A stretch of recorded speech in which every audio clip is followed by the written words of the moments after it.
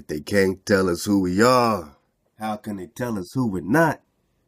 Man, I'm excited. Love to everybody. Patrice rocks the drop. Shabbat Shalom. Love to J Stu. Love to the family. Love to the community. Love to everybody surfing the wave, supporting the site, supporting the shirts, man. I'm so excited, man. Love to Uno, man. He gave me the drop on, how to kind of do things myself, be more economical and do different things, man. So I got the shirt press in, man. I got all the patches and the letters, man. We got a new slogan, y'all. Y'all ready? We might have to get some flutes for this one. I mean, we in Prester John 22. I told you this is going to be a 22-part series. We might have to get some flutes going for this one, man.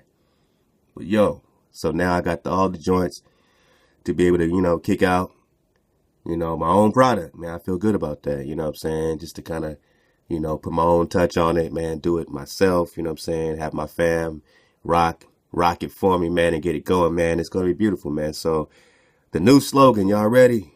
Y'all ready? Y'all ready? No hijacks allowed. Bang. I should have put that bang on there, but no hijacks allowed. So I got the letters. I'll be putting them on myself. I'll be putting the patches on myself. It's the plastisol. What's it called? Plastisol. Heat press, situation, man. It's a beautiful thing. It's a good quality, very cool situation that we could, I'll be able to keep changing the slogans and make it, make sense, man. Keep it fluid for everybody, man. A lot cooler, man. And I just feel good kind of, making it come from us to you, on a more personal level. So no hijacks allowed. I know some people been waiting for that one. People hit me a long time ago, man. When the no hijack shirt coming, man? So we got the joints, man. So yeah, starting next week, I'll be, getting those ready to get cranked out. We still have a few of the, if they can't tell us who we are, how can they tell us who we're not? And, we'll keep coming back with those and different things, man, but we're going to keep it moving. We're going to keep it, fluid over here and be moving water. Love to everybody dropping that drop. And again, man, love to Uno for that, man. I'm really excited to get you the no hijacks allowed shirts, hashtag Drop Nation. And then we're going, man, do all kinds of fun things, man. Change up the colors and change up, from, shirts to the, hoodies and, different things like that, man. Pretty soon, we're going to have a good time with this, man. And again, we got the swag freak, love to rah-rah, love to D-Will, getting going with that, man. So these are all ways to support us. Everybody sign up for the Drop Tuner package. Love to y'all. Send me your music. Keep sending your music in to the Dropbox. If you need that link again, email me, music@432thedrop.com. If you've been signed up for a while and haven't sent your music in for a while, send it all in. If you need that link, get at me, music@432thedrop.com, or email me at dropnation@432thedrop.com. I know that some of y'all are just signed up, just as a way of supporting. It's $5 a month. So, if you just want to support us and support the framework at 432 The Drop, so we can get the software and everything that we need to, come to you even more pure water, build our own, radio network, our own entire communications network. As you know, we got that acres of land coming, 10 acres of land, man. Love to hire them. Love to AD, man. I mean, we pieced up for that. So we're moving along, and, it's going to be soon, man. I'm boiling over with, just vibration and joy to get on that land and start building it with the family that's already there, man. Again, so if you are supporting this, you're supporting us. This $5 a month is very, critical, to our framework.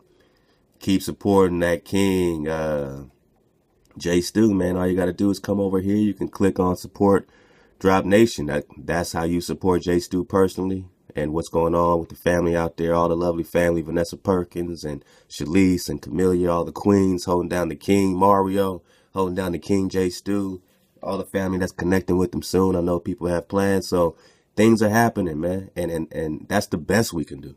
That's the best version of ourselves. You can click on the PayPal right there if you just want to drop. You know what I'm saying? Some people drop $5. I'm like, man, love to y'all, man, because that helps. You know what I'm saying? Some people drop, $50. Some people drop more than that. So We will be also coming with a framework for those that want to support. Someone left a message and say, if somebody wants to give bigger donations, but they want to do it more, anonymous, I guess, so we'll have a framework set up for that too, as we get going. So, for those that want to, put in, a nice chunk, man, to, help the children, help the family, build on the land that we already purchased. We put the 20,000 out of our pockets. We took that away from whatever we were doing in our families, put that together for you to have a refuge. You know what I'm saying? So that support that you're doing to the PayPal or just straight up to Drop Nation, you can also click right here, nice and easy off the YouTube page. You know what I'm saying? And give some love to the family that's there. And I'm making this very specific. I'm going to do a whole new GoFundMe, a whole new one. That's a general one, because since Jay Stu and the family been out there all this time, and they're the ones that broke away, man, and have been building with us, and we've been building with them. So we need to be able to help them manage specifically. So this GoFundMe right here, these funds will offer support to Jay Stu and our tribe. We're gonna dedicate this 100% to Jay Stu. So everything that's coming in here from this point, everything is going directly into the hands of Jay Stu. So far, man, I'm just proud of everybody. I don't compare this to anything because I've never done this before. You know what I'm saying? So this is an amazing effort to me. You know what I'm saying? And we're going to keep doing it because we're just testing and growing. And as we test these energies, you know what I'm saying, we can separate the hijack. We can do the alchemy. We can come together, you know what I'm saying, after we've tested all these things, man. We know what a hijack is. So when our family comes together like this, it's hijack free. We're rocking our shirts, no hijacks allowed.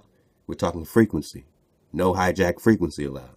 And if you want to support that, keep supporting Jay Stu. And again, this is going right to the hands of Jay Stu.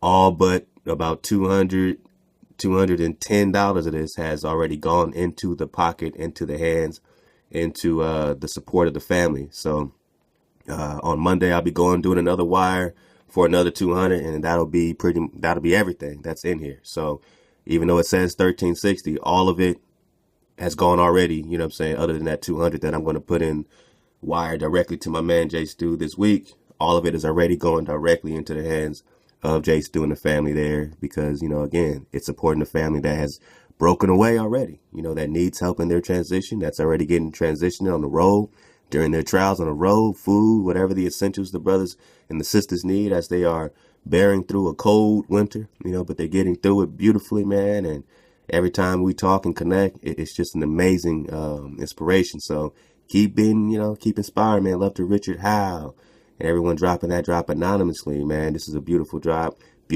All these drops are keep flowing in. So just know that when you put this in, it goes directly to the hands of the family. And click this link, man, so y'all know how beautiful the family is, and y'all can see the beginning. And this was months ago, and they're out there right now rocking with the Creator and their sacred trees. And we will all be united. We are already united. You dig? So keep supporting, man. Keep loving. And again, I'm going to start a whole new one, just more of a general one. You know what I'm saying? As for everybody, as people start motivating, because eventually people will start motivating. For the people that are already setting the precedent, already putting it down, already, leading the way, I think you agree that we can build one community at a time here. And this is the community that has, transition, right before your very eyes, man. Hey, hawa. You already know how we do it. Love to Drop Nation. You got the drop. Keep rocking the drop. Keep supporting the familia. You already know how we do, man. Like I said, this is part 22, and I think we're going to need some flutes for this. So let's go into that drop library. Let's bring it all down. I know I'm hyped. Yeah, I know I'm hyped. The energy's flowing. We know great things are upon us. And even, no matter what hijack you're going through, no matter what jam up you're going through, I'm going through it with you. All right? I'm going through it with you, man. Trust me on that. I'm going it through it with you. I'm going it through it with you. We are manifesting the drop together, y'all.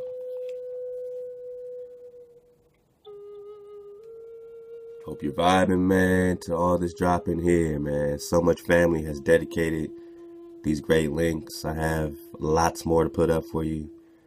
You know, I drop about 8 at a time whenever I can sit down and do it. You know, I'm doing this myself, y'all. Y'all be patient. Y'all be patient. Y'all be patient. We got a lot going on for you. We're trying to get this land. Oh my goodness. We're getting our virtual, you know, connection and services going to the public, to the people, to the community. We're tuning this music. We're doing our own shirts. We're in the schools, getting the frequency of learning, connecting to the children. We're putting the communities in 432, man. And all this is happening while we're dropping that drop. So it's a lot going on. I appreciate all your help, all the love, all the prayer. And that's how we get down. So, vibe out, vibe out, vibe out, vibe out. I mean, there's so much drop we have not got to yet, right? We're just beginning with this drop. So, one of the other services we have is these free PDFs. Check out Let Us Find the Truth, who has many PDFs on his site as well. All right. Keep it going, man. I mean, that's the inspiration for this. I saw what Let Us Find the Truth did, and I said, wow, how can we put it in our frequency? You know what I mean? So here we go. But how do we do this? Where do we start? With these Black Khazars, with this Prester John. Part 22, how does it relate? Well, we just got a document out the University of Toledo. And this is out the Chicago Journal, but the last one out the Toledo University definitely broke down beautifully how, you know, the re-examination of Prester John and all that. So after coming out of Toledo, now we're coming out of Chicago. I just want to kind of see where we at right quick with these Kushites, Colchians, and Khazars. Let me get my water, because once I get started, we're going to flow mighty smooth with this.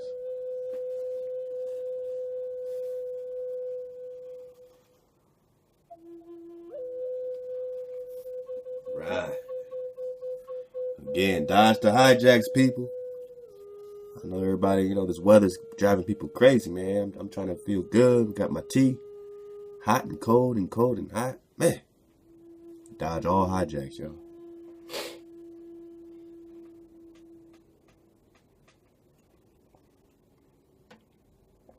But I'll keep fighting if you keep fighting with me. I'll tell you that. I'll keep fighting if you keep fighting with me. Chicago Journal. This is from Patrick T. English. Journal of Near Eastern Studies. We have a date here. Published at University of Chicago Press, 1959. Okay, we're going to 1959. It was accessed in 2010, whatever that means. All right.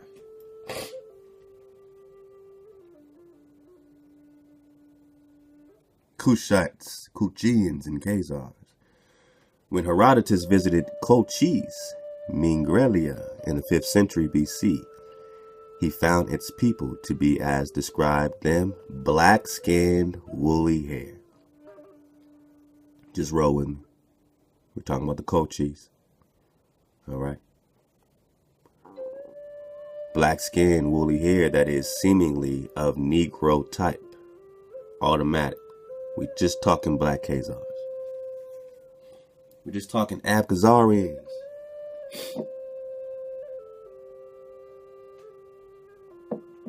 Oh, I need some more tea. Can y'all hook me up?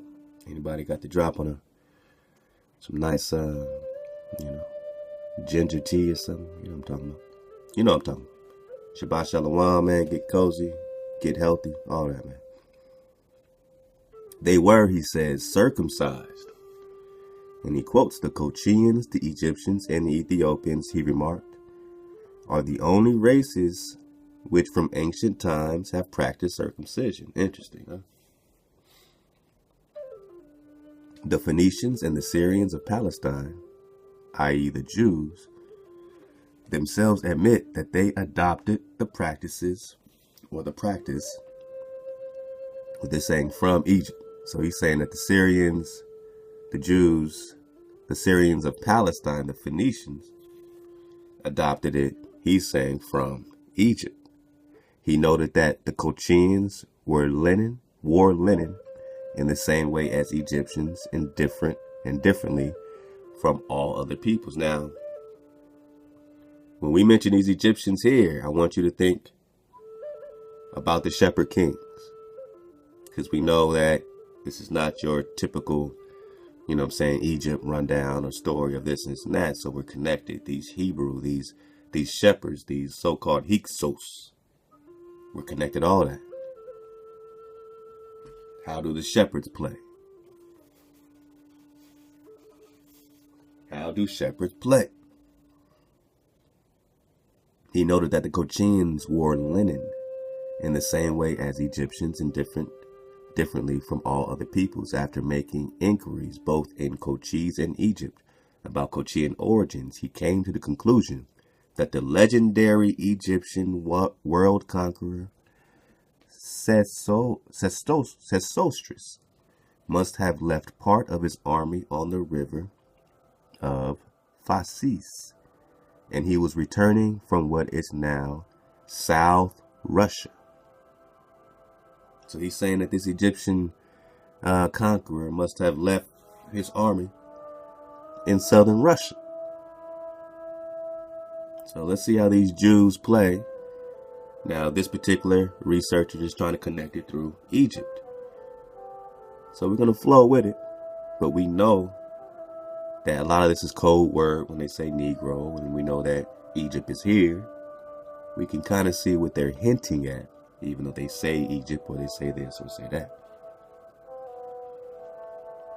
Now, before I even get started, I just want you to meditate on this image right quick.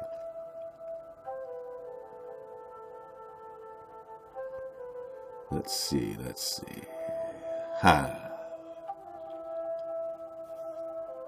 Meditate on this image. They call him Dom Nicolo, Prince of Congo, on a visit to Portugal. Notice he's rocking that same, what they call Iron Cross here, but Jerusalem cross. The same Templar situation. We just got into the Black Templars, right?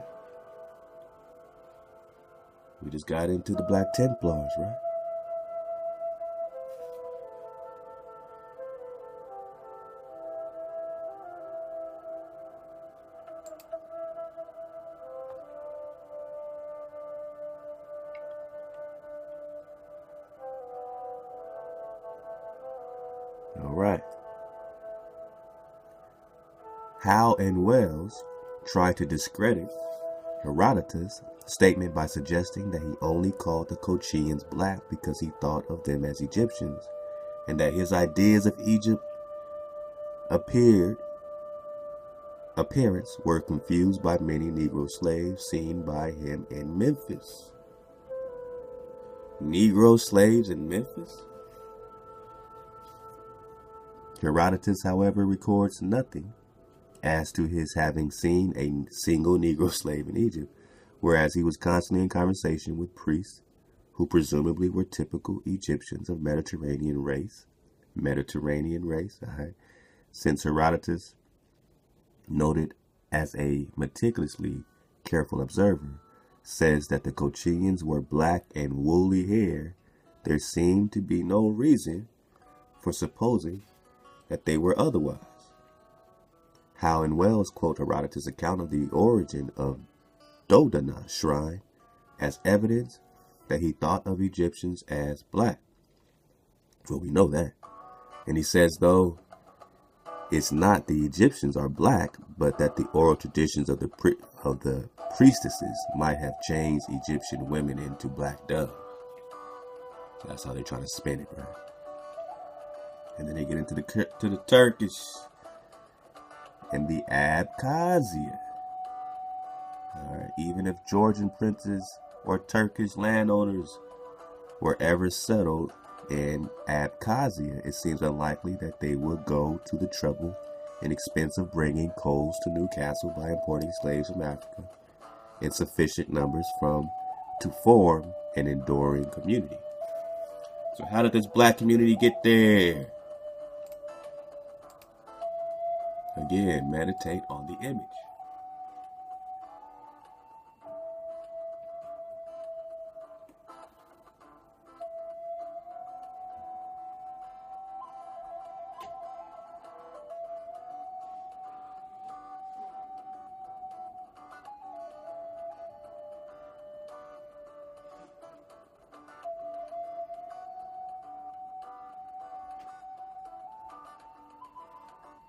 I mean, meditate till you can't meditate no more.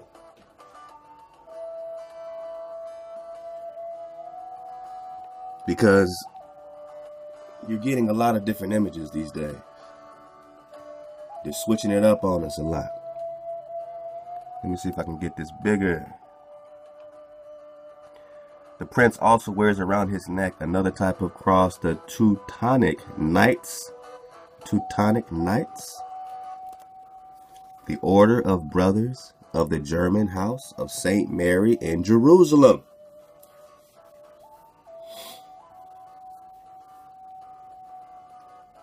So what does this young prince have to do with Jerusalem? I mean, they're calling him, even right here it says laughably he's called Dom Niccolo, Prince of Congo, on a visit to Portugal. This, this researcher is calling it laughable that he would be called the Prince of the Congo. You would say, yeah, he looks like an African prince, sure. But look at this Jerusalem cross he's rocking. Now, I know we thought all crosses were equal, right? All crosses are the same, right? When you hear cross, you say Columbus, you say Christian, that's all you know.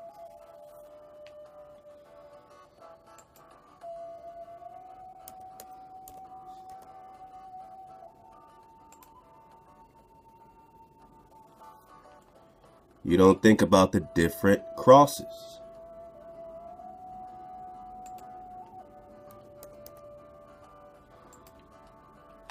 You don't think about the different crosses.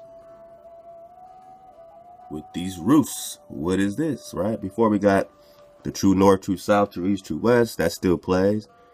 And then we had the crossbones, and, that's why we keep building, because, does this mean, necessarily what the OSB, it's breaking down is coming from these evil or, these southeast, southwest, type of thing. How do they spin it? OSB is spinning this cross this way. How would the Andrews spin it? They're calling them Saracens. Saracens. Saracens. Sarah Cali. Sheba. Saracens. That's what they're calling them.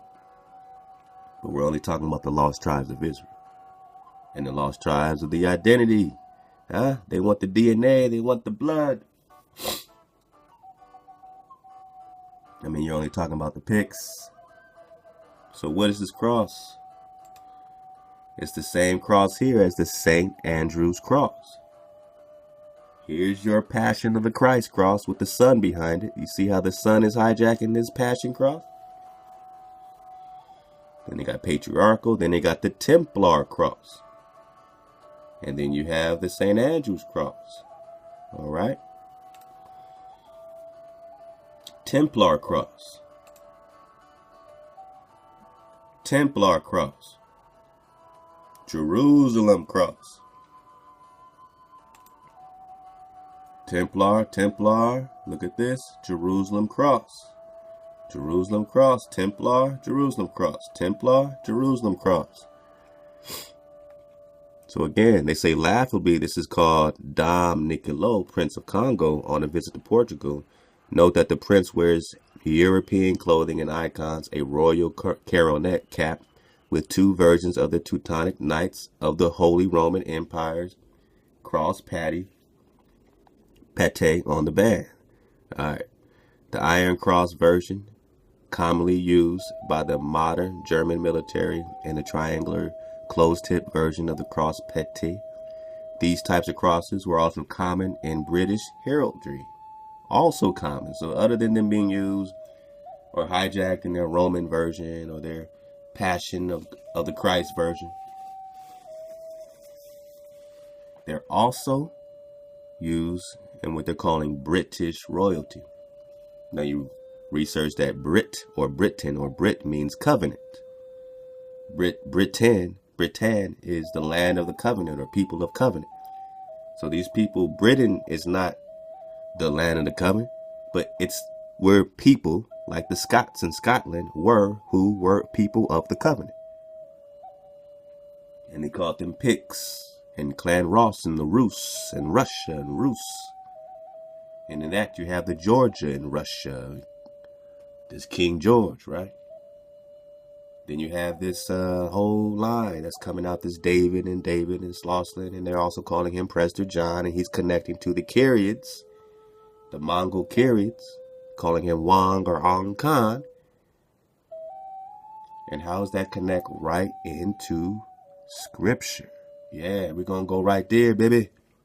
We're going to go right to Jeremiah. I ain't no liar. So all crosses are not the same. You have to know your crosses and know what they were rocking. Did y'all make me some tea yet? Y'all make me some tea? No? Okay. Well, you know, I'm going to make it through, but I'm going to get some tea after this, man. Oh, yeah. Drop is tired, man. Drop is tired. A lot of people are worn out right now, man, and then just drained and all that, man. So I'm with you. That's all I'm saying. I'm with you. You feel like you're breaking down, like your body's breaking down and all that. You know, when you choose up, it don't mean the pressure stops. It don't mean that life gets all, you know, fuzzy and cute and shit, man. Shit gets real, man. And it takes everything, but we're going to make it. We're going to make this shit, man. We're going to do this shit. The prince also wears around his neck another type of cross, what they calling the Knights or Teutonic Knights. The Order of the Brothers of German House of St. Mary in Jerusalem, right? So whatever they're calling it, you know, these German, swarthy, black German, swarthy, or a cross of the Portuguese Templar Knights, which would be red. The prince also wears a medieval tree-long jacket, all right? So, you know, keep this in mind, all right? Keep it in mind, all right? So let's get it right here. This is Abkhazia or Abkhazaria. Remember Khazaria, Khazar, Caesar, Khazar was originally Mazaka or Mosak. Mosak. So every time you hear Khazaria, Caesarea, whatever they want to call it, the original Byzantine, what they're calling the original Black Holy Roman Empire, you know, Germany and all that kind of stuff. They kind of hide a lot of what was going on with these tribes that were ruling from this area, named after Moses.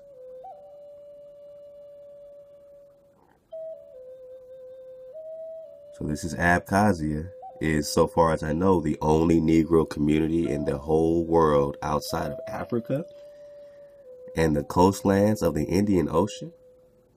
Whoa. So this researcher kind of put themselves on blast with this one. The only Negro community in the whole world outside of Africa. Well, now we know where we stand. So when you keep hearing this Negro Egypt thing, they're only looking at it from a perspective. So we know, now we know that there's only one Negro community outside of Africa. So they have to link everything to Africa. They have to, by default, keep linking you to Egypt. Keep making you Egypt African. Instead of Egypt Atlantean, they make it Egypt African. All right. Again, it popped off here first, and that's the whole point. So, let's see. the Abkhazian Negroes are a surviving remnant of the ancient Colchians seems to be a valid hypothesis. So, of course, he wants to link you to Egypt. Well, if you do that, you got to come all the way back here to America. Abkhazas. We just belly flopping because we about to get it. Actually, let me get here. Bantu. There might be a possible connection with the Bantu ethnic prefix Aba, Ba, the plural prefix for the grammatical class of human beings. We do not know that the people whom the Greeks called Kolchoi or Kolchoi, called themselves by that name. It is conceivable that they called themselves Abkhaz, and that the modern community of Abkhaz, in that case, took its name from them. If so, the syllable Khaz is the root or real name of Abkhazian people and country, as with Baganda and Buganda, the use of Quasi-Bantu grammatical classes is a feature of some Eastern or East Caucasus languages. Then it goes into the warlike and powerful barbarians of Kashka, northeast of the Hittite Empire, were dangerous neighbors to the ruler of Hattusis or Hatasis. All right, and then that's where they're connecting it to Kush and all that good stuff. But we have Kush here, and that's what we're digging on. So they're gonna keep connecting you to Egypt there, and we have our Egypt here. That's the same thing that we were getting at with Horace Butler, man. Is that it's here? Stop making it over there. Now, I didn't notice, but I found out recently that the Dropbox link that we put up to still download the Horace Butler video has also been removed under some, fraudulent copyright situation. So Horace Butler had it removed from not just YouTube, but also the Dropbox link. Wow. I didn't know it was that serious, Horace Butler, man. I didn't know you were going to find ways to block our videos on Dropbox and YouTube, bro. Wow. I mean, now I got to go back and watch this shit again. Like, what did I say? All right. So, the next round is just re-editing this joint, chopping it up, and emailing it to y'all, man. So, we're going to get it out. So shoot me your email. You can email me at music@432thedrop.com. As soon as I chop it down into like smaller segments, I'll start, emailing it out to whoever wants to get whatever, man, because I want you to have that information. And we see what these people that call themselves our elders will do to block the information, find a way to block it and remove it and ban it on Dropbox so you can't even download it. And that is your Horace Butler, the one that you supported and bought his book, and I bought his book. This is what he's doing when you disagree with any part of his information. So it's all good. This one's for you. I'm allergic to bullshit, Horace Butler.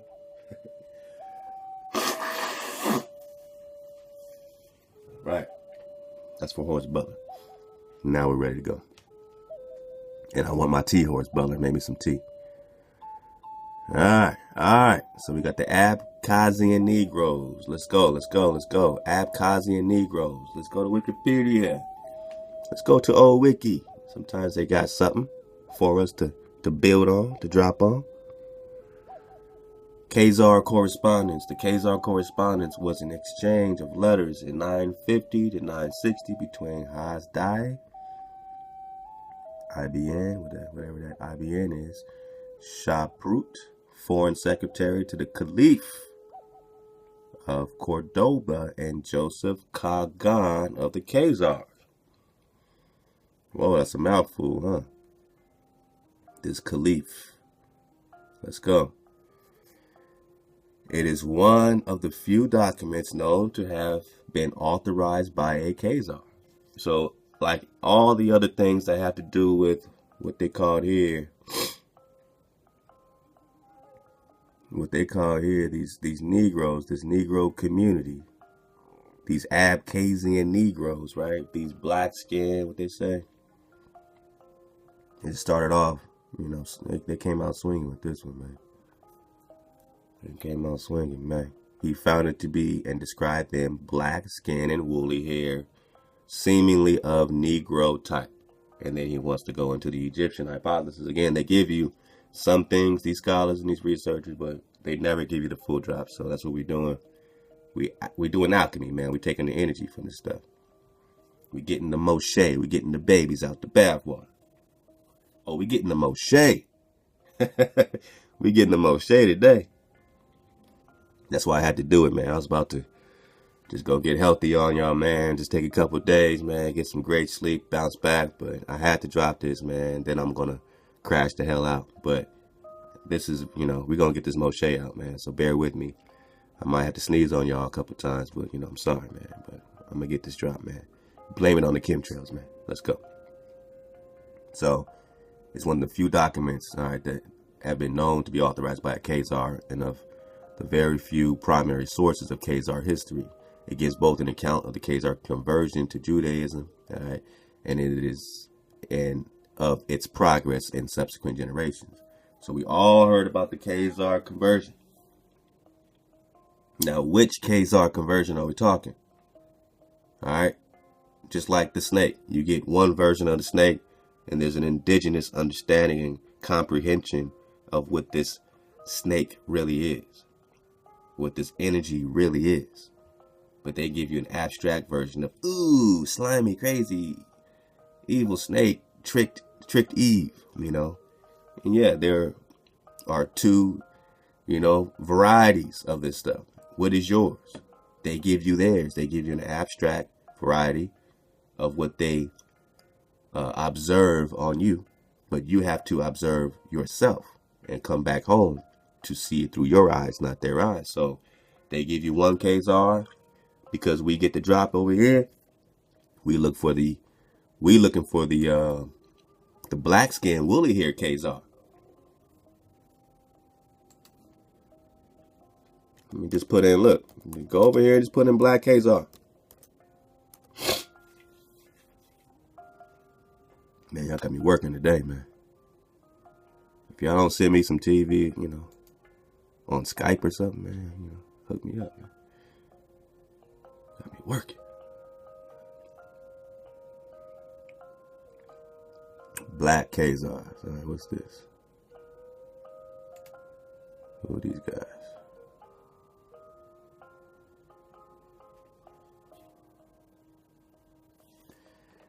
So they're calling these the original Jews in Africa.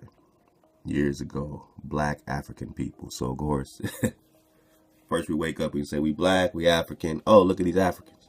So, you know. But these are what they're calling original. Let's get into these Khazars. Let's see if we can find something.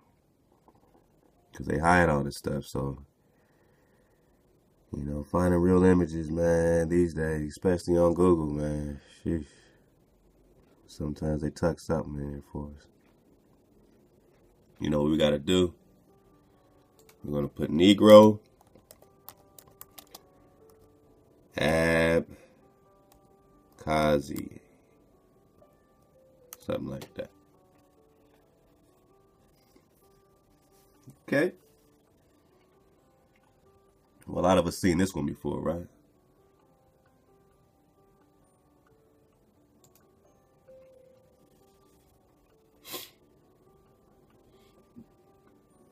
This is a black Khazar. He's not converting to Khazar. He represents the original. Look at his hair, right? So, you know, we know that they're all wearing a bunch of wigs, but this is the hair that they are replicating. This is the hair that they are replicating. They are replicating the woolly hair. Remember, Patrick T. English already told you that these Cochise or these Khazars are black, woolly-haired Negro people. Abkhazia. They say thought to be Egyptians. All right.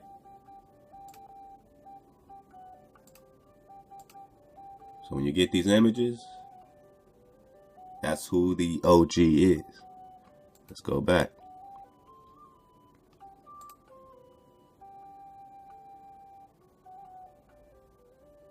So we keep hearing about these converts, but we're just, we're just looking for the original. So let's go into. Actually, let's get this. So we're talking about the letter of Hasdai. Right, what does this letter got to do with things? First messenger found his way to Constantinople, where Byzantine authorities refused to permit him to proceed further. He returned, possibly taking the so-called Webster letter, penned by a Khazar and possibly intended for Hasdai, back with him. Eventually, Hasdai's letter was given to Jews attached to a Croat embassy and reached Khazaria, which is Mosaka, which is Moses, via yet another messenger, Isaac ben Eliezer of Nimitz. So Joseph's reply gives an account of Khazar history and of its current socio-political and economic status. He further invites Hasdai to come to Khazaria, an invitation that Hasdai probably never accepted. The correspondence has survived in 3 slightly variant versions over the centuries, so people have rewrote this stuff. I, Hasdai, son of Isaac, son of Ezra, belonging to the exiled Jews of Jerusalem in Sephard, a servant of my Lord, the king, bow to the earth before him and prostrate myself towards the abode of your majesty from a distant land. I rejoice in your tranquility and magnificence and stretch forth my hand to God in heaven, that he may prolong your reign in Israel. Praise be to the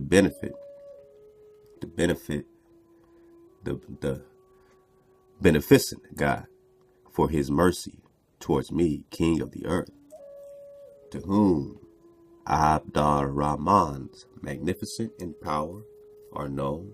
Bring gifts to him, conciliating his favor by costly presents, such as the king of the Franks. Okay, here comes these Franks. That train is never late. Remember what we got from Jesse Ben. It shows that the Rus, we're going to get into this Georgia, Russia, we've been in that. Get the previous parts if you don't got the drop on that. Rus, Clan Ross, Rus.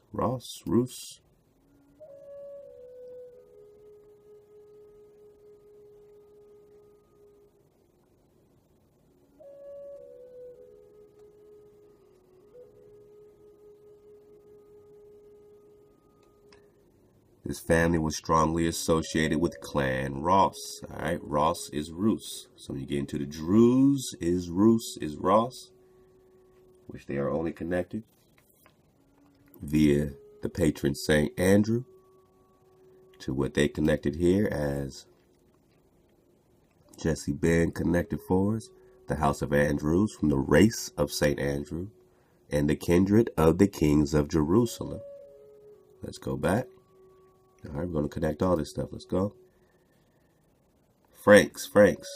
That's what I wanted to get. So it shows that the Rus were part and parcel with the Franks.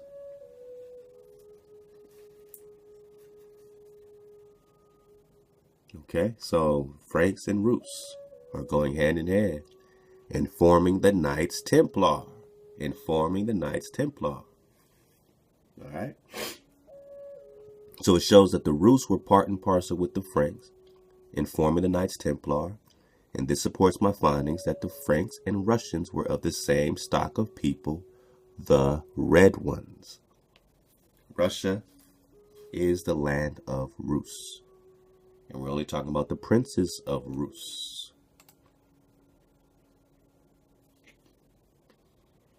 Part and parcel with the Franks. This is a prince. You don't think he's a prince of Rus? We're only talking about the Templar, right? The Knights Templar, right?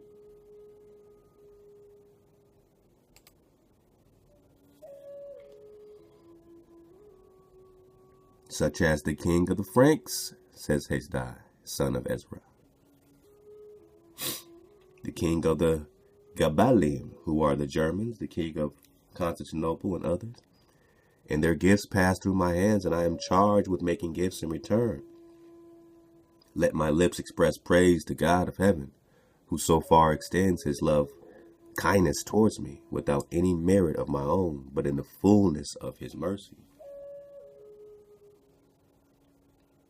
I always ask the ambassadors of these monarchs who bring gifts about our brethren, the Israelites, the remnant of the captivity.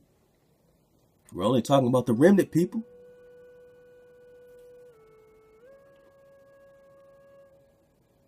Whether they have heard anything concerning the deliverance of those who have languished in bondage and have found no rest. He was anxious to know if the 10 lost tribes existed as an independent Hebrew state anywhere.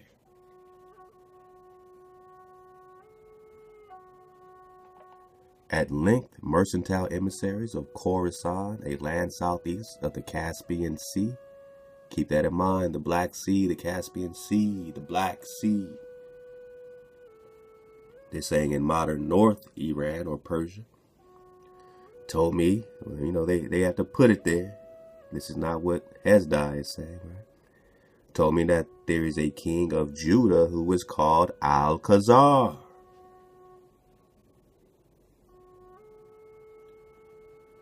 So when we get into the OG woolly-haired Negro Khazars, we're getting back into the kings of Judah. We're getting back into Mosaka, Khazaria, Khazar, Mosak. And yeah, please remember, other than these copper color Rosses,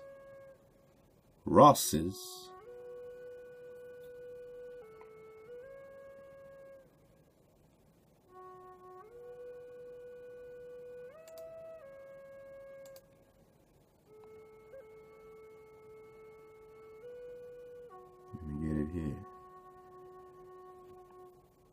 But I do not believe these words, for I thought that they told me such things to procure my goodwill and favor. I was therefore wondering till the ambassadors of Constantinople came between 944 and 949 with parents and a letter from their king to our king, and I interrogated them concerning this matter.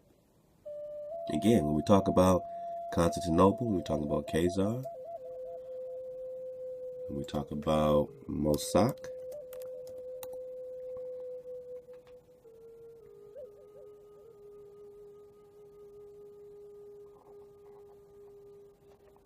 get it here.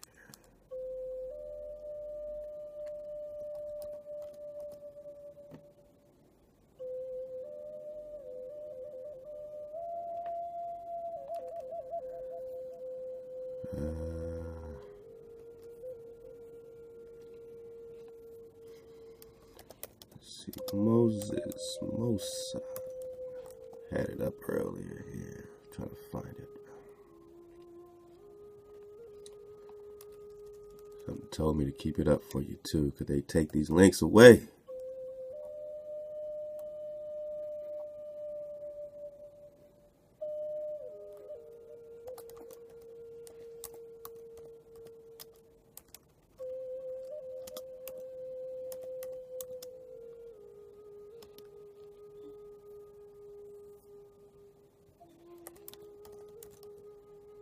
See if it pops up like this here.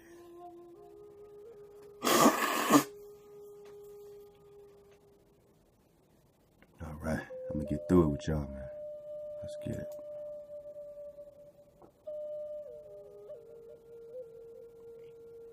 Bang. So remember when we were just talking Russia, parts of modern Russia and the Caucasus region, Huns, ancient Mazaka, Mosak, Moshi, Moscow, and Moscovy, and Cappadocia. So what did we just mention with these Cappadocians here? We talked about Constantinople. Let's see, we mentioned Cappadocia earlier. I don't see it on this one. But all that is going back to Khazaria, which is where we're going right back into this Caspian Sea. You're going to hear referred to as Cappadocia. Cappadocia. Moscow reflects the old name, possibly migration as far as South American.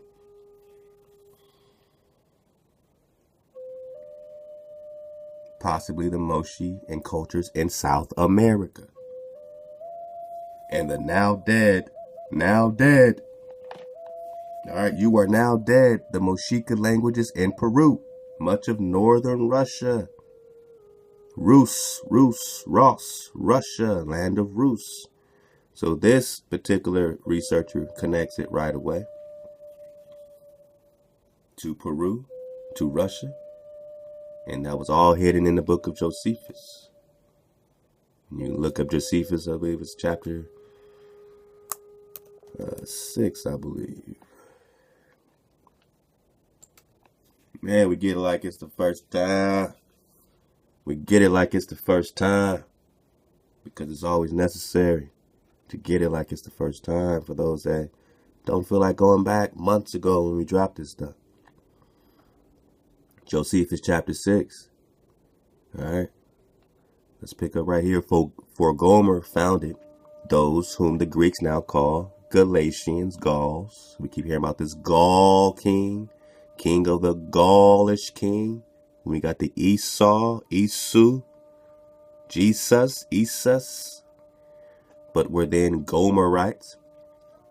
Magog founded those that from him were Magogites, and who are by the Greeks called Scythians. Now, as to Javan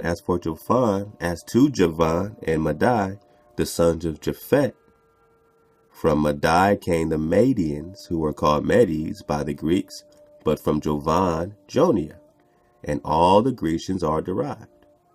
Thobel founded Thobelites, which are now called Iberes, or the Iberians, right? And so that's Thobel. So now we got Mosakini. So this tribe that's coming out of nowhere in Josephus. This shit's coming out of nowhere, but they're called Mosakini, founded by Mosak. Now they are Cappadocians. That's what I was looking for.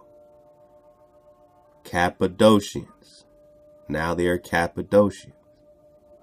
So all this is in the book of Josephus, man. Look up chapter 6, how every nation was denominated from their first inhabitants, and jump on down to where Mosakini jumps out of nowhere as a tribe founded by Moses. So you got this tribe of Moses popping out of nowhere, man. They're hiding it right here. And how do you know they're hiding it? Let's keep reading.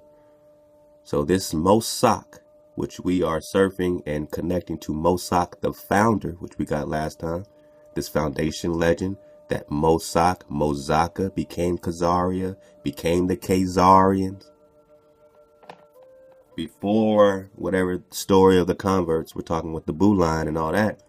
We're talking about the woolly haired Negro, Mosakini.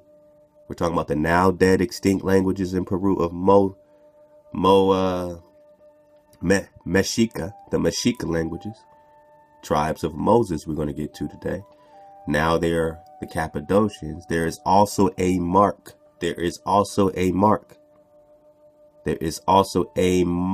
What's a mark? It's a sign. It's a symbol. Alright, it's a sign. It's a symbol. A mark could be referred to as X marks the spot. A X, a cross. And the Order Brothers or German house of what they're calling St. Mary in Jerusalem. These knights, this Templar, these knights, these Mosaks, these Khazars, these Templars. There is also a mark, says Josephus. Look at it. There's also a mark of their ancient denomination. Listen up. Here's a riddle from Josephus. There is also a mark of their ancient denomination still to be showed. You don't think there's no drop here?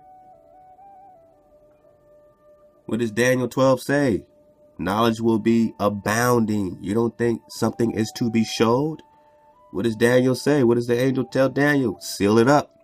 It will be unsealed one day. there is still more to be showed. There is an ancient mark of their ancient denomination, still to be showed, coming soon. For there is even now among them a city called Mazaka, which is now Khazaria. We're talking Byzantine. We're talking Turkey, man. Jive Turkey. But this ain't no jive. For there is even now among them a city called Mazaka, which may inform those that are able to understand. What is Josephus talking about, man? I mean, this might be one of the most overlooked passages by Josephus in the whole joint. Told y'all I'm going to be sneezing and doing this. You know, I'm sorry, man. But y'all didn't bring me no tea. And I don't feel good, man. So, you know, I'm trying, man. I don't want to wait till after the Shabbat. I want to drop this for you so you can dig on all this. I'm going to drop all these links. If I ever forget to drop links, I'm sorry. I go kind of quickly. Just ask and I will give you those links, man, straight up. So, you know, that's all we do here is bring you the resources, the PDFs. Sometimes people block us, but, you know, hey. Oh, yeah, by the way, before I go crazy.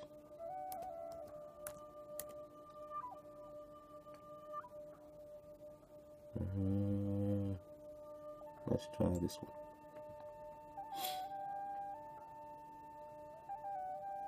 Since apparently this has to be done because of our so-called elder, Horace Butler.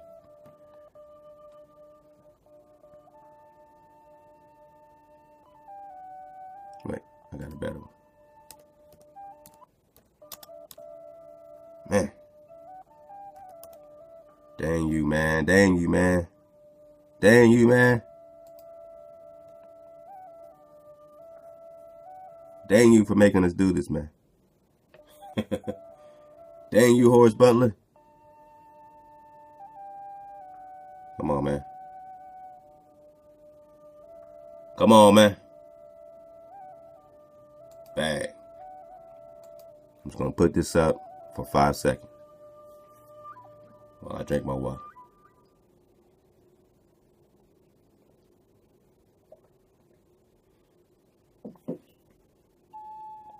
Fair use, mofos, period. This is education. We don't monetize this platform. All right. We don't get, you know what I'm saying? I don't drop your stuff and get paid for writing books on your stuff. All right.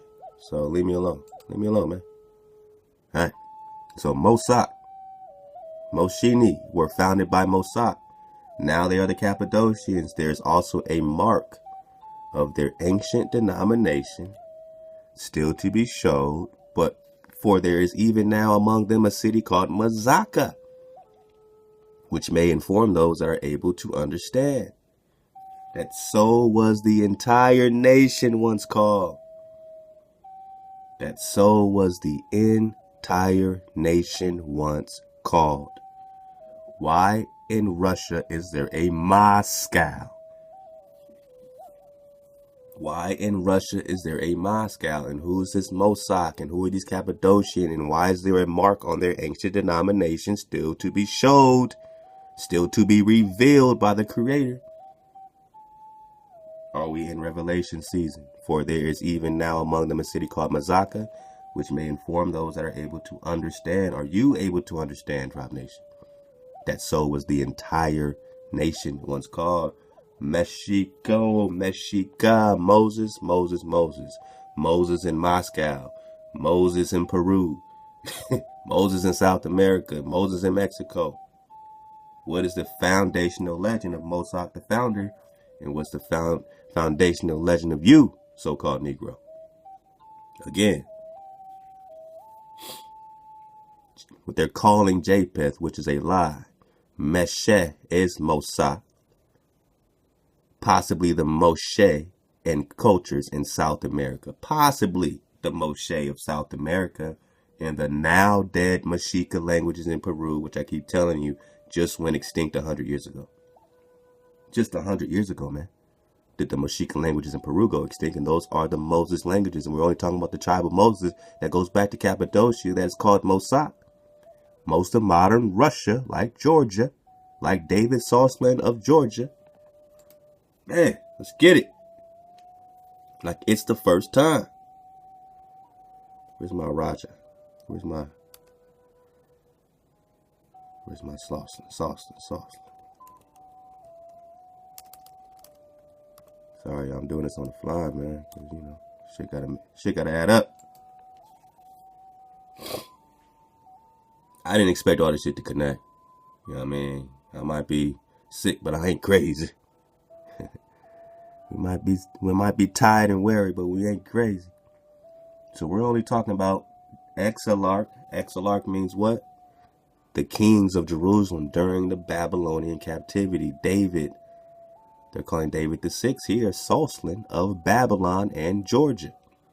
Also known as Raja Haraja Chola II, Jadaron, Emperor of Soli, Prester John, Apanian, father of Hasdai,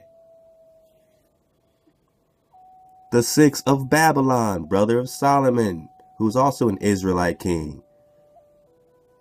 And another brother he has, Hanan, which is also an Israelite king. Israelite king, father of an Israelite king, Solomon, Prester John, also called Lebna Dango DeWitt. I'm only talking Prester John. Did a black man invent the fountain of youth? Does the Prester John have the fountain of youth? Does Solomon have the fountain of youth? Does King David? We're only talking about El Prester Juan, Emperor of Abyssinios. And when we talk Abyssinios, you're talking Abyssinia, which in etymology dictionary, Abyssinia, old name for Ethiopia. So the Abyssinia name predates the Ethiopian name to at least the 1630s. From modern Latin Abyssinia, habasa, meaning mixed, mixture. In reference, they say, to the different races dwelling there. I'll be seeing you.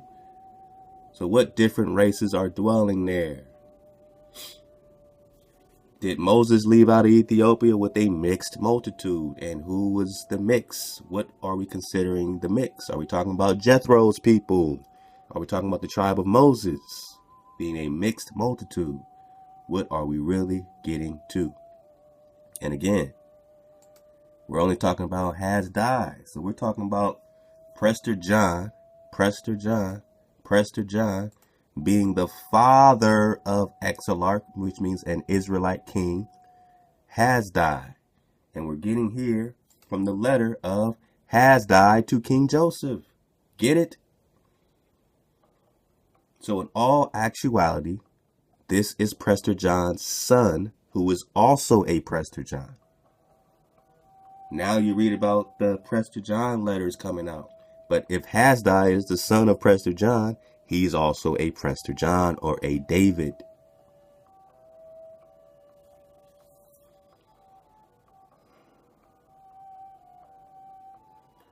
Or, check this out. If this is not the son of Prester John, then we're only here talking about Hasdai the sixth being the son of Prester John. And perhaps this is a Hasdai. He could be Hasdai the second. This right here could be Hasdai the third. Either way, he's Hasdai. And we're connecting him with the kings of Jerusalem, just like Prester John. Kings of Judah, tribe of Moses, all that. All of it plays when Ronald Sanders says, you know, hey, this is the last noble image of the Negro. He's talking about your nobility. And everybody is mesmerized by your nobility. Let's keep going. The Cochise, remember, the other author broke these Cochise down, and he pretty much called them Egyptians. You know, this particular Wikipedia joint goes into the Negroids. There seem to have been Negroid component, Negroid this, the Black Sea region, right? The Caspian Sea, the Black Sea, the Amazon was once what? The Black River. The Black River Amazon. Right? The Black River Amazon. So, Caspian, all this is black, but black. Everything black. Negro black. This black, that black, this black, that black. But we're getting into energy. And when you get into energy, things get a little clearer. For it is plain to see that the Colchians are Egyptians, right? And what I say, I myself noted before I heard it from others. When it occurred to me, I inquired of both peoples, and the Colchians remembered the Egyptians better than the Egyptians remembered the Colchians. And the Egyptians say that the Colchians remembered the Egyptians better than the Egyptians remembered the Colchians. All right. The Egyptians said that they are considered the Colchians part of Sosostris army. I myself guessed it, partly because they are dark-skinned and woolly hair. So whatever this Egyptian army, were they Hebrews? We have to research the Sosostris, because we know we had the Shepherd Kings rocking in Egypt. And we can connect all these Hebrews. Let's keep going. Remember your image. Remember your images. Remember your nobility. Remember your images. Let's go. Marco Polo. Now, this is a little curveball for you. It's a little curveball for Marco Polo from the Atlantic Monthly, Volume 104. The experience of the Polos, therefore, are not merely a delightful or romantic tale. They afford a basis and starting point for all the subsequent expansion of Latin Europe. The new knowledge is bound up with material gain. The Venetian pioneer, effectively open to Christian enterprise, or at least to Christian intelligence and study, those markets which every ambitious and wealthy loving people had long considered, get it bigger for you, had long considered to be the prizes of the world. From this time, Frankish civilization directs itself, first by overland, then by overseas, routes towards that Cathay. All right. Come on, y'all. Get me through this. Give me some energy. Get me through this. Let's go. All right. The Frankish. All right. So you already know these Franks play back into the Templars, right? You know these Franks, these Rus, were part and parcel with the Franks in forming the Knights Templars, and this supports my findings that Franks and Russians were of the same stock of people. The red one. We're talking about land of Rus. We're talking about the Franks. We're talking about the Templar. So, and this is the, check it out. So from this time, Frankish civilization directs itself first by overland, then by overseas, routes towards Cathay. Where's Cathay? I mean, we always keep thinking that's like North Africa, right? They keep bringing us to Egypt, right? Let's go.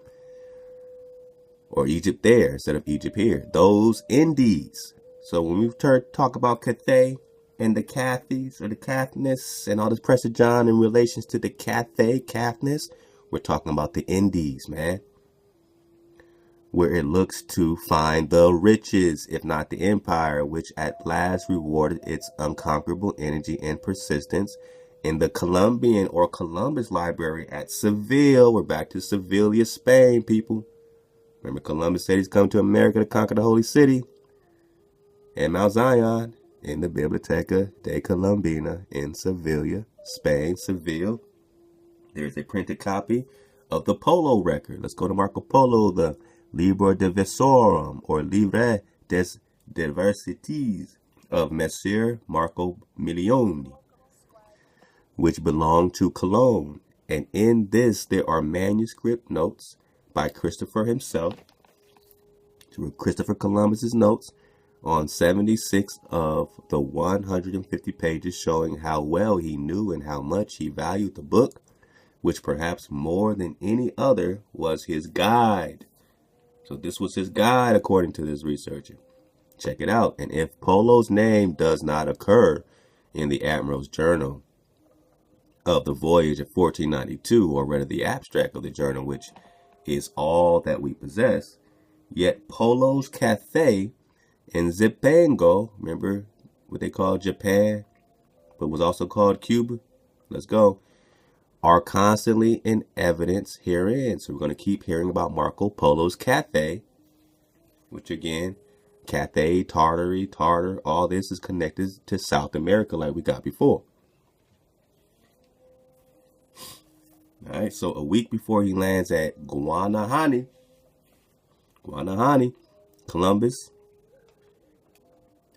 opines that the Pinzon suggestion, so he had an opinion about this Pinzon suggestion to steer southwest, is not made with respect to Kapango. 2 days after the discovery, he feels he must go on to try and find Kapango.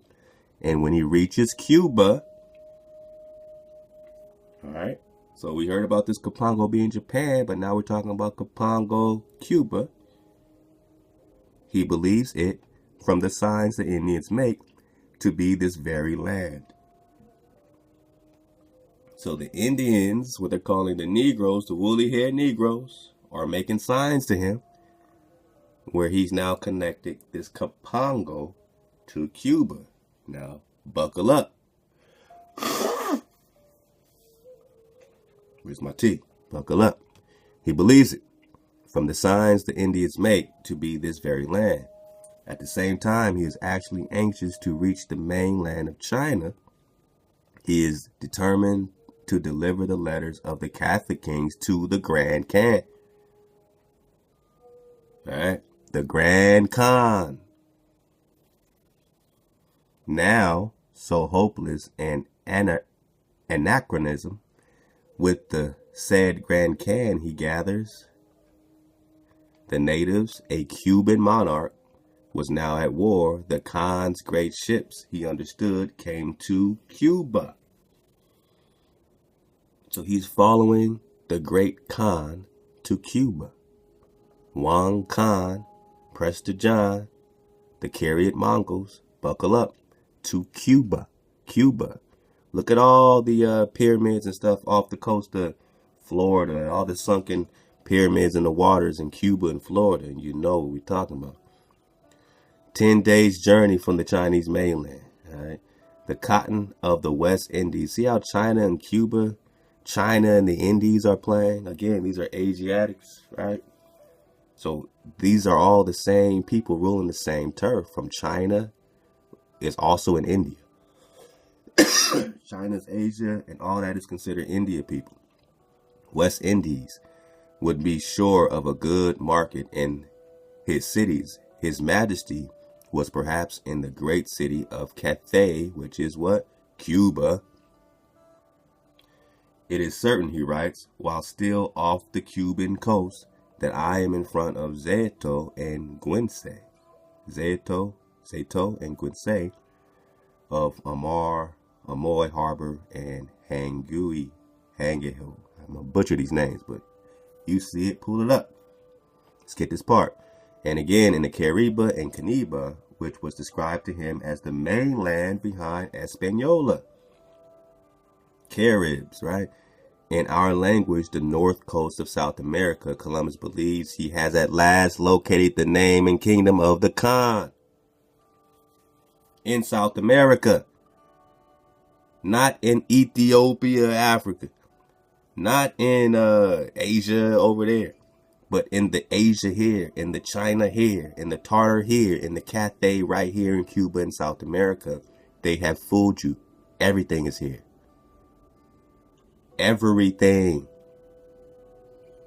In our language, the north coast of South America, Columbus believes he has at last located the name and kingdom. He said he's looking for the king. He's looking for the priest king, the Prester, the priest king, Juan king, the king. You see the crown? You see the crown? He's looking for the king. They calling him a Mongol. They calling him King David. That's how they're hiding him in your history.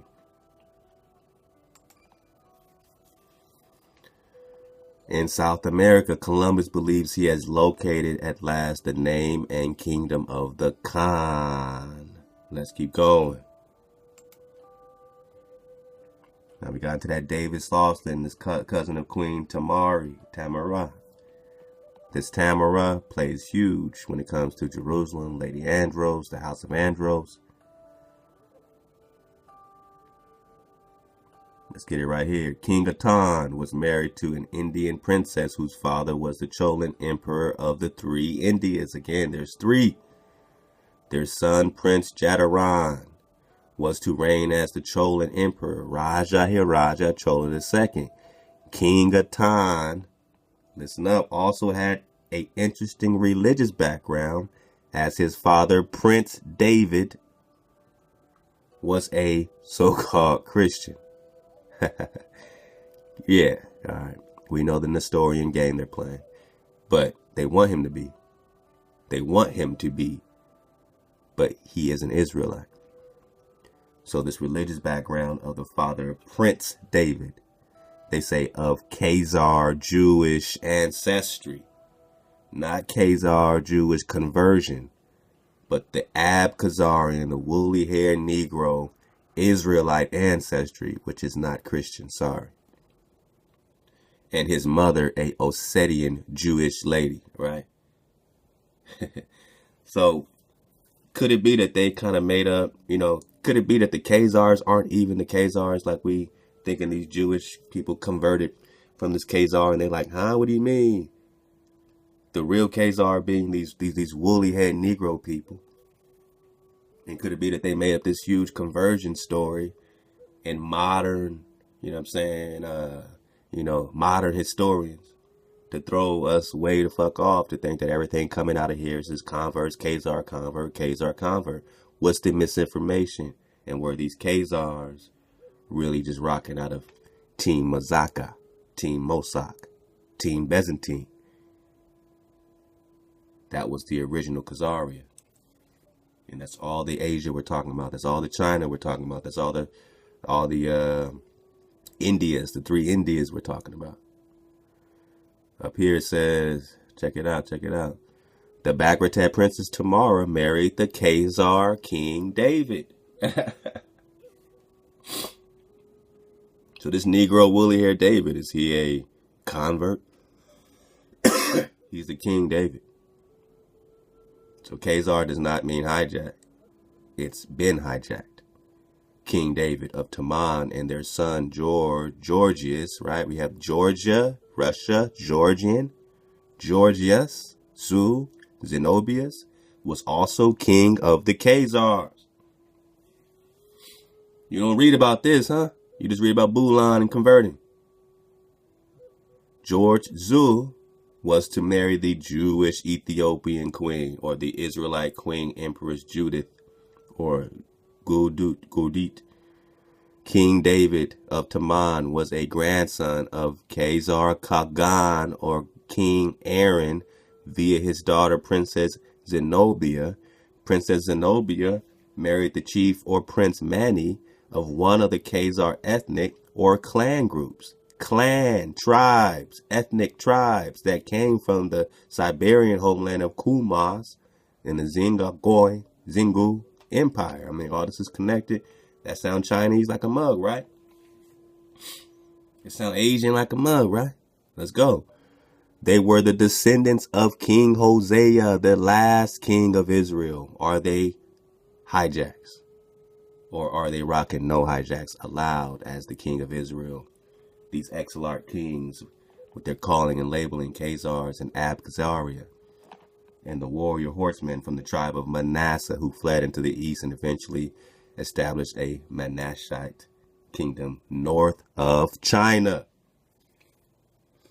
Now, how do we connect these Chinas to the Khans, to Genghis Khan, the Mongols, the Karaites? Let's go. Let's make our dismount. Man, I am about to go crash and have the best sleep of my life, y'all, because I ain't slept in like 3 days, man. So I'm going to sleep. My body's tired.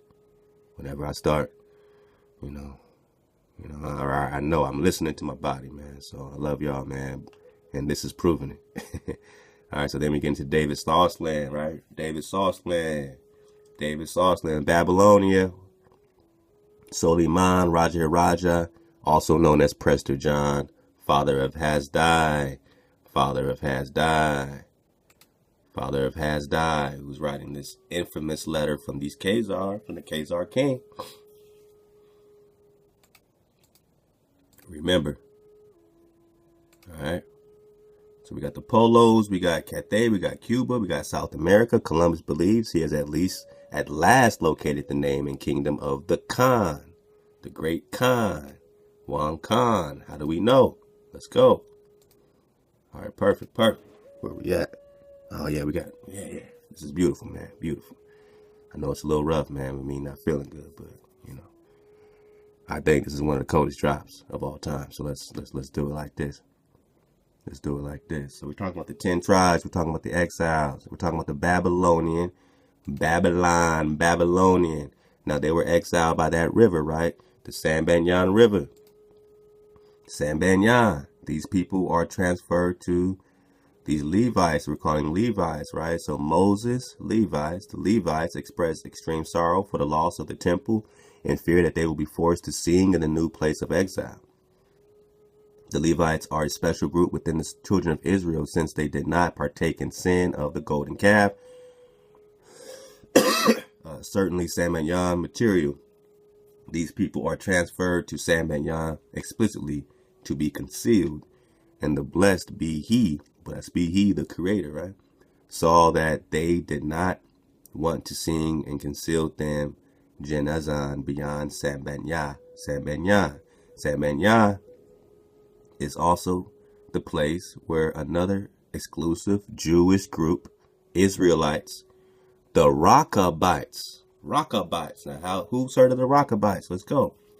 Sons of Yonadav ben Rechab, son of Rechab, end up. So this Sambanyan is a place, not just a river, but a place we heard it referred to before as Ashereth.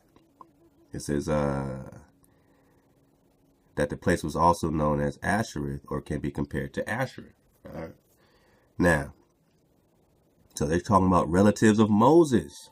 That there's a tribe that, you know what I'm saying, that's exiled to the Sambanyan. That's the tribe of Moses. Relatives of Moses. They are praised by Jeremiah for the extreme piety or purity they exhibited in refusing to get drunk in the first temple. For this, they received a promise from God that the horrors of the Babylonian exile, the exilarchs, the kings of the Babylonian exile, the horrors of the Babylonian exile will not affect them, and they will never be wiped from the face of the earth. Jeremiah 35. So now we're connected to this tribe of Moses, the Sambanyan, the Rechabites, sons of Yenodav ben Rechab, relatives of Moses. Have you heard of a tribe of Moses coming out of Jeremiah called the Rechabites? Let's go there. Rechabites. This is in Bible Hub, Jeremiah 35. Scripture acquaints us with Jeremiah 35, 2-11, that Jonadab, son of Rechab, in the time of Jehu, king of Israel, laid an injunction on his posterity not to drink wine, not to build houses, not to plant vineyards, to have no lands, and to dwell in tents all their lives. This they continued to observe for about 300 years, but in the last year of Jehoiakim, son of Judah, Nebuchadnezzar coming to besiege Jerusalem, the Rechabites were forced to take refuge in the city. Though still lodging in tents during the siege, Jeremiah receives orders from the Lord to invite them into the temple and to offer them wine to drink. They refused to partake of it, and their fidelity to their father's injunction was a severe reproof to the Jews and the divine promise concerning the perpetuity of the family. Jeremiah 35:19. All right, get it. Pause it, get it. Jeremiah 35:19 was undoubtedly fulfilled, though it may not be impossible to distinguish Tim, or them, as some profess to do among the tribes of Central Asia. So I think that means them. So it may be impossible to distinguish them, as some profess to do among the tribes of Central Arabia. But now we're getting all this stuff in South America. How do we know? Let's go. The descendants of Rechab through Jonadab or Jonadab, they belong to the Kenites. Is it Kenites or Kenites? Let's go. Who accompanied the children of Israel into Palestine. Okay, so we're talking about the Exodus. We're talking about Moses married a Kenite wife. That's in Judges 1:16, and Jael. All right, so this is a mixed multitude, right? It's happening, right? A mixed multitude. Abyssinian, king of Abyssinia, a mixture, mixed. Prester John, Emperor de los Abyssinios, mixed, a mixed multitude that dwelt among them. Moses married the Kenite wife. All right, check it out. This is in the Eastern Bible Dictionary. And Jael was the wife of Heber the Kenite. Saul also showed kindness to the Kenites. The main body of the Kenites dwelt in cities and settled habits of life. The Jehonadab forbade his descendants to drink wine, live in cities. They were commanded to lead always a nomad life. They adhered to the law laid down by Jonadab. All right, man, almost there, y'all. Almost there. Take me with you to the distance now. Take me with you. They adhered to the law laid down by Jonadab and were noted for their fidelity to the old established custom of their family in the days of Jeremiah 35. And this feature of their character is referred to by the prophet for the purpose of giving point to his own exhortation. They are referred to in Nehemiah 3:14 and 1 Chronicles 2:55. All right, Dr. Wolf, 1839, found in Arabia near Mecca, a tribe claiming to be descendants. All right, so we're talking about people claiming to be descendants. They were near the Dead Sea. A Bedouin tribe has been found near the Dead Sea who also professes to be descendants of the same Kenite chief, Indian, chief, Indies, chief, Kenite chief. We're only talking Rechab. We're talking about the Kenites, a part of the Kenite tribe, joined the Israelites during the wilderness wanderings, a mixed multitude that rode out together. And all this is in Jeremiah 35. All right.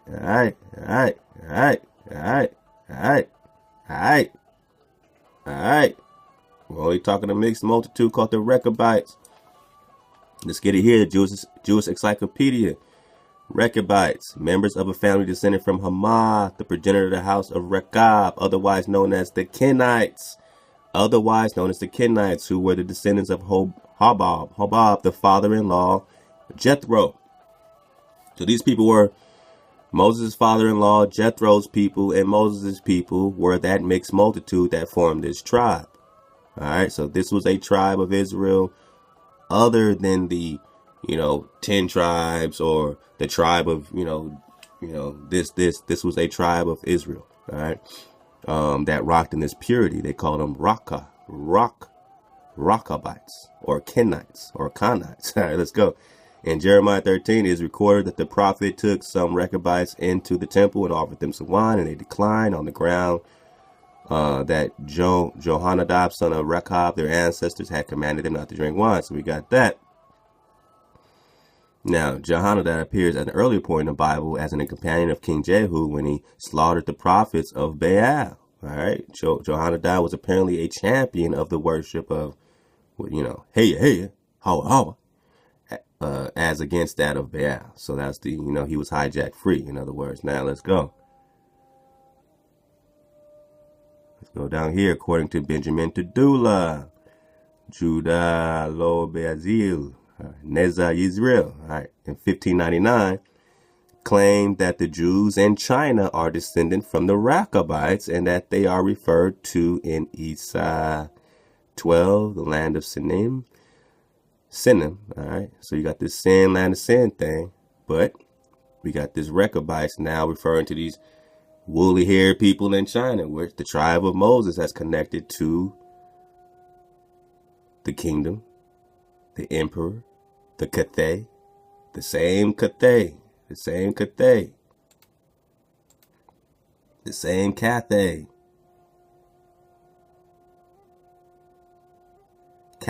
those Indies. We're talking about the Franks in Cathay. We're talking about China. We're talking about Cathay. We're talking about Kapongo. We're talking about Cuba. We're talking about the mainland of China, the Grand Khan. And in this Grand Khan, there's Tartars and these Tartar emperors. And in South America, Columbus believes he has at least located the name and kingdom of the Khan. Of the Khan. Rock with me, man. All right, so Benjamin of Tudela, the Rechabites. All right, here's where it gets beautiful.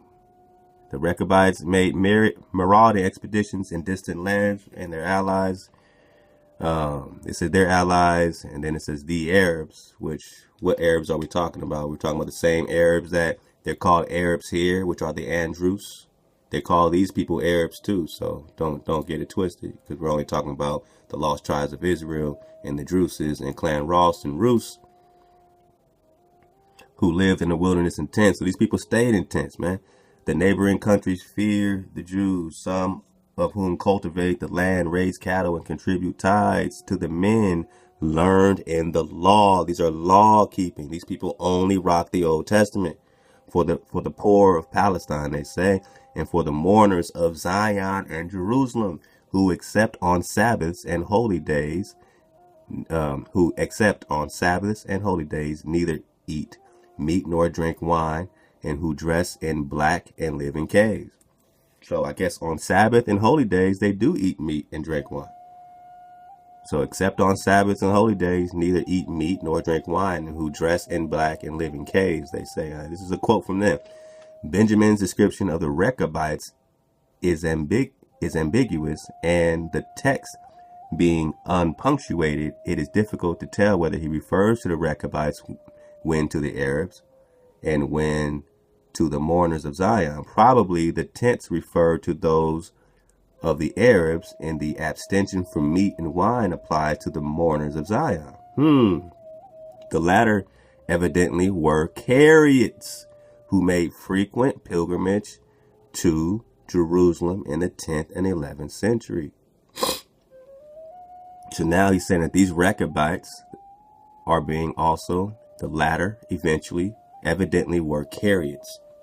So now you see the Rechabite and Karaite connection. Karaites. And I said, where did we hear this Karaites before?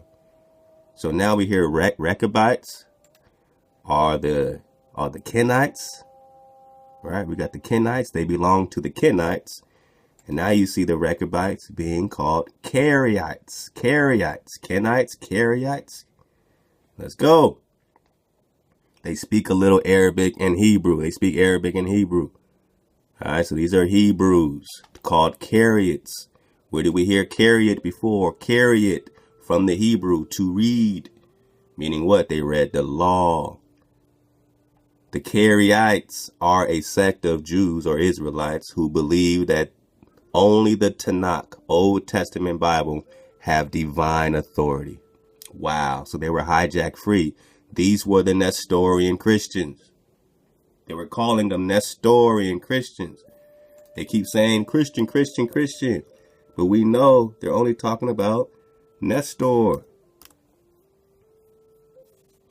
They're only talking about old king, renowned, famous for wisdom, wise counsel, Solomon. Old king, renowned for wisdom, a priesthood of wisdom. And in that wisdom, they did not rock with what? This Karaite are sections of these Jews, which are Israelites, who believe that only the Tanakh, Old Testament, have divine authority, and that the Mishnah and the Talmud are not divinely inspired. They don't rock with the Talmud, they don't rock with the Mishnah, and they don't rock with no New Testament Christ or hijack. They have a Mashiach, and he is not the creator. He's a messenger. He's a beacon for the creator. The sect began in the 8th century in Babylon. So they're saying this started in the 8th century. The same time they said that Bulan converted and all these so-called Khazars converted to Judaism. Now it says one version claims that the Talmudic Judaism was undergoing stagnation at the time, and Ben David thought to receive Judaism through the, these are all the versions. But the founder of the Karaites is thought to be An Ben David, so son of David. So some son of David is known as the founder of the Karaites. Let's keep going. Karaites, Kenites, Rechabites, all connecting to Jeremiah 35. So now, my family, when you go to Jeremiah 35 and you see Rechab, you can now connect that to the Kenites. And you say, well, who are these Kenites? Moses married a Kenite wife. And you say, oh, Kenites. The latter evidently were Karaites. Who were the Karaites? The Karaites were a sect of Israelites who only rocked the Old Testament. Karaites, Mongolian.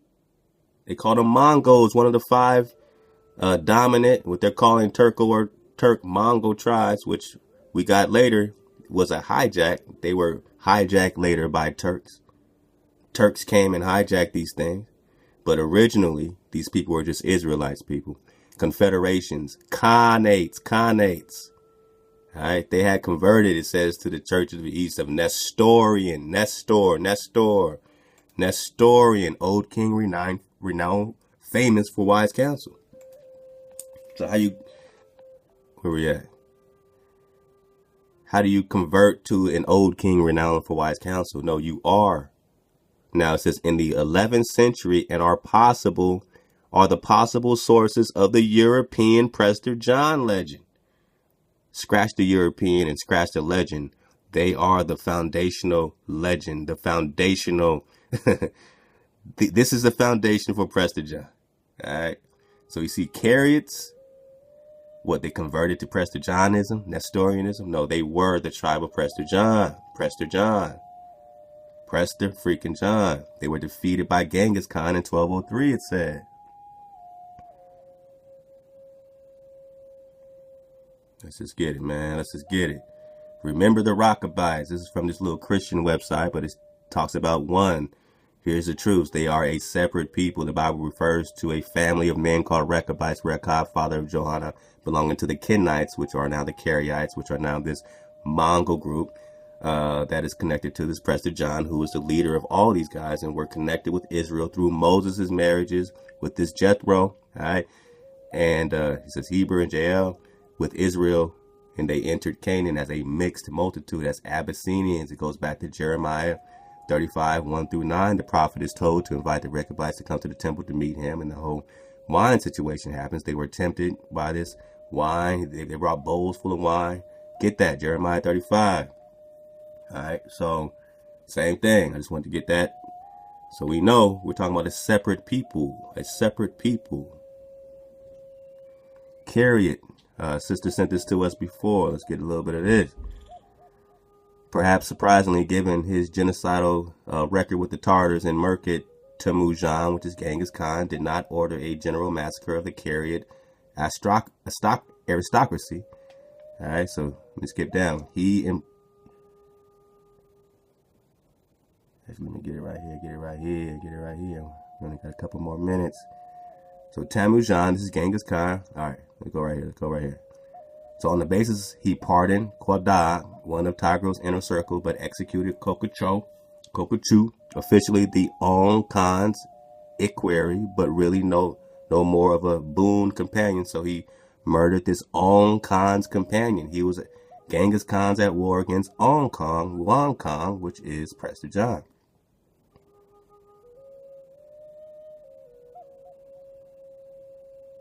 And it says Temujin was far more intelligent, they say, than Ong Kong. Ong Kong, which is Wang Kong, was a better politician, had a more disciplined army and more efficient system of intelligence. So they're, acting like Genghis Khan just had to drop on Prester John. But, you know what I'm saying, we got more. So, I'm going to leave all these links so you can connect these carriers, the rulers, this Ong Kong, this Prester John, and love again to the sister that dropped this on us, because it's all about these Karaites, man. And these Karaites are the Kenites. These Kenites are the people of Prester John. This is another source, a system of geography, popular and scientific, or a physical, it says. So we got Mongol, from a predominant tribe to which their hero Genghis belonged. At the time, the Mongols were subject to the Khan of the Karaites, which is Prester John, called Vang or Ong Khan. Wang Ong Khan, or sovereign of all nomadic tribes of Mongolia. He was the king of all that, which included what? All the Indies, and who was himself a subject of or tribute to the Qin sovereigns of northern China. They're talking about this Genghis Khan beef, and at the very term intimates Wang or Wan or Prester John being the Chinese title at this very day bestowed on the Khan of the Caucasus by the present Manchur sovereigns of China. So this was the Chinese title that we're talking about. We're just talking about Zingis. We're talking about the Karaites. Tamujan himself was born in 1162, so that's Genghis Khan. All right. And his horde inhabited the banks of Halo, Halin, Orkhan, or Black River is probably derived from the appellation of Karaite or Black Horde. So the Karaites were known as the Black Horde. Karaites, Rechabites, Kenites, Rechabites, Jeremiah 35, Prester John, the tribes of Moses, the Karaite courts. What are they hiding with us, people? What are they hiding with these Karaite courts? What are they hiding under this Timujan and Genghis Khan? What are they hiding in our history? Check out this Genghis Khan, his conquests, his emperor, his legacy. What are they hiding? In the Karaites, you got to tie down and get all this drop. Because when you research these Karaites, all you knowing is going back to Ong Khan, which is just a Chinese title, a rulership title. Also known as Wang Khan. Nothing but drop when you get these Karaites, man. Karaite Mongols, you're going to get Genghis Khan, but all we're talking about is the Rechabites. All we're talking about is this tribe of Moses and the takedown of it by Genghis Khan. And they're hiding it all under Mongols. Mongols. A lot of this stuff I haven't even got to yet. I just wanted to pull it up so you can see that there's nothing but drop on these Mongols, man. And nothing but drop when it comes to the Karaites. The prophecy at the coronation of the great Khan so animated the spirit of his soldiers, and they were easily led on their new wars. We're just talking about the great Khan and this, Genghis Khan, Mongol monarchy in China, Asia, all that. That's the war that's going on. You got the Black Khan. We understand it's a tribal war. We're only talking about the Black Khazarians, Karaites, Tartars, and Jews of Crimea. We're talking about Russia. Crimea has been a Russian peninsula in the Black Sea. Way back in the 5th century, with the Greek colonies here, Jews settled here from the 1st century BC, they said, before the fall of Jerusalem, before the Roman invasion, but during the occupation. So we're talking about Crimea, these Khazarians, referring to them in connection with the Karaites, which are the Rechabites, which are the Kenites, which are the Israelites, the tribe of Moses, the Tartars, the Khazarians. We're talking about specific tribes, and no, they don't look like this. No, they don't look like the Turk. Let's go. Karaites, Judaism, they say. Jewish sect, which came into being towards the middle of the 9th century, they say. So around the same time, they say this is coming. Now remember your timelines, that your real history probably picked up around this 900 mark. Not like it's coming into being, but that this stuff was going down around this time. Is it possible? Is it possible? As we relate this, people of the scriptures, the Karaites are also called the people of the scripture. The Old Testament, the people of the law of who? The law of Moshe. Wang Khan and the Karaites in the Mongol Empire. Wang Khan as Prester John. 15th century, Wang Khan, who was the son of Karaites of Ima Kutan, reigned in 1160 to 1204. His place was located at the present-day Ulaanbaatar. Look that up, and he became blood brother to Yezugi. Genghis Khan called him Khan Etseg, Khan father. Genghis Khan called him Khan father. Research the Tartar rebellion against the Jin dynasty, 1115 to 1234. The Jin dynasty in 1195. All right, the Jin commander sent an emissary to Tamujan, and the fight between the Tartars broke out. All right, so man, they got down. The Karaites, the tribe of Moses, Juan Khan, also known as Prester John, Emperor de los Abyssinios. And next time, man, we're going to get